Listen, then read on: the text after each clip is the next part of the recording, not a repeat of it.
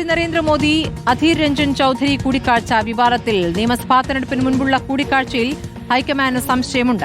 കോൺഗ്രസുമായി അധീർ രഞ്ജൻ ചൌധരി അകന്നു നിൽക്കെയാണ് കൂടിക്കാഴ്ചയുടെ വിശദാംശങ്ങൾ പാർട്ടി അറിയിച്ചിട്ടുമില്ല. ബംഗാളി ഭാഷ സംസാരിക്കുന്ന ജനങ്ങൾക്ക് നേരെയുണ്ടാകുന്ന ആക്രമണങ്ങളെക്കുറിച്ച് സംസാരിക്കാൻ മോദിയെ കണ്ടു എന്നാണ് ചൌധരി ഇന്നലെ നൽകിയ വിശദീകരണം.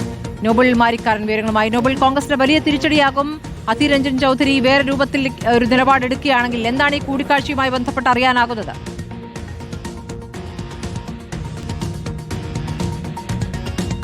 പ്രധാനമന്ത്രിയെ കാണുക, പ്രധാനമന്ത്രിയെ പുകഴ്ത്തുക, RSSനെ പുകഴ്ത്തുക തുടങ്ങിയതൊക്കെ കോൺഗ്രസ് നേതാക്കൾക്ക് ഒരു പകർച്ചവ്യാധിയായി ഇപ്പോൾ മാറിയിട്ടുണ്ട് എന്നാണ് യാഥാർത്ഥ്യം. നേരത്തെ ശശി തരൂരാണെങ്കിൽ, പിന്നീട് ദിഗ്വിജയ് സിംഗ്, ഇപ്പോൾ ഒടുവിലായി അധീർ രഞ്ജൻ ചൌധരി. കഴിഞ്ഞ ദിവസം കോൺഗ്രസ് സ്ഥാപക ദിനത്തിൽ ഈ മൂന്ന് നേതാക്കളും അടുത്തടുത്ത കസേരയിൽ നിന്നാണ് സംസാരിച്ചത്. അതാണെങ്കിൽ അധീർ രഞ്ജൻ ചൌധരി ഇന്നലെയാണ് പ്രധാനമന്ത്രി നരേന്ദ്രമോദിയുമായി കൂടിക്കാഴ്ച നടത്തിയത്.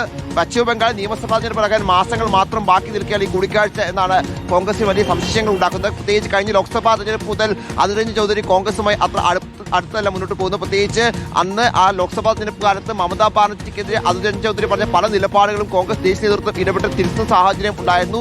അദ്ദേഹം എടുത്ത പല നിലപാടുകൾക്ക് പിന്നാലെയും അവിടെ ആ മണ്ഡലത്തിൽ അധീർ രഞ്ജൻ ചൌധരി പരാജയപ്പെടുകയും ചെയ്താണ്. പിന്നീട് PC അധ്യക്ഷ രാജിവെച്ച് അദ്ദേഹം പുറത്തു പോകാൻ തയ്യാറായെങ്കിലും അത് രാജി സ്വീകരിക്കാൻ കോൺഗ്രസ് തയ്യാറായില്ല. എന്താണെങ്കിലും അതൊക്കെ അത്തരത്തിലുള്ള ആശങ്കകളും ഒപ്പം പ്രതിസന്ധിയൊക്കെ പാർട്ടിയുമായി നിൽക്കുന്നതിനിടയിലാണ് ഇന്നലെ ഇപ്പോൾ പ്രധാനമന്ത്രിയുമായി കൂടിക്കാഴ്ച നടത്തിയത്. ബംഗ്ലാ സംസാരിക്കുന്ന ആൾക്കെതിരെ അതിക്രമങ്ങളുമായി ബന്ധപ്പെട്ട് ആശങ്ക അറിയിക്കാൻ പോയി എന്നാണ് അധീർ രഞ്ജൻ ചൌധരി വ്യക്തമാക്കുന്നത്. പക്ഷേ അതിനപ്പുറം എന്തെങ്കിലും കൂടിക്കാഴ്ചയിൽ ഉണ്ടോ എന്ന് പ്രധാനപ്പെട്ട ചോദ്യമാണ്. പ്രത്യേകിച്ച് നിയമസഭാ തെരഞ്ഞെടുപ്പിലേക്ക് പോകുമ്പോൾ പശ്ചിമ ബംഗാളിൽ ഈ കോൺഗ്രസിലേക്ക് ആളുകളെ BJPയിലേക്ക് അടുപ്പിക്കാനുള്ള നീക്കങ്ങൾ BJPയുടെ ഭാഗത്ത് ഉണ്ടാകുന്നുണ്ട്. പ്രത്യേകിച്ച് വലിയ തരത്തിൽ ഭരണം പ്രതീക്ഷിക്കുന്ന സംസ്ഥാനമാണ് BJP. അതുകൊണ്ട് തന്നെ വലിയ രാഷ്ട്രീയ നീക്കങ്ങൾ BJPയുടെ ശ്രമം നടത്തുന്നുണ്ട്. അതിനിടയിലാണ് ഇപ്പോൾ ഈ കൂടിക്കാഴ്ച എന്താണ് കോൺഗ്രസിൽ വലിയ ആശയക്കുഴപ്പം ഉണ്ടാക്കിയിരിക്കുന്നത്. പാർട്ടിക്ക് അതൃപ്തിയുമുണ്ട്. പക്ഷേ ഇതിൽ വലിയ പ്രതികരണം നടത്താൻ പാർട്ടി ഇപ്പോൾ തയ്യാറല്ല. ഇപ്പോൾ പ്രധാനമായും ഇത്തരത്തിൽ പ്രധാനമന്ത്രിയെ കാണുകയും പ്രധാനമന്ത്രി പുകഴ്ത്തുകയൊക്കെ ചെയ്യുന്ന ആളുകൾക്കെതിരെ പ്രതികരിക്കാൻ കോൺഗ്രസ് തയ്യാറാകുന്നില്ല എന്ന് നമുക്ക് ശശി തരൂരിന്റെയും ദിഗ്വിജയ് സിംഗിന്റെയും കാര്യം നോക്കുമ്പോൾ അറിയാവുന്നതാണ്. സമാന നിലപാട് തന്നെ അധീർ രഞ്ജൻ ചൌധരിയുടെ കാര്യത്തിലും പാർട്ടി എടുത്തിട്ടുണ്ട് എന്നാണ് നമുക്ക് വിവരമുള്ളത്. അതാണെങ്കിലും കോൺഗ്രസ് ചില സംശയങ്ങളുണ്ട്. അധീർ രഞ്ജൻ ചൌധരി BJPയിലേക്ക് പോകുമോ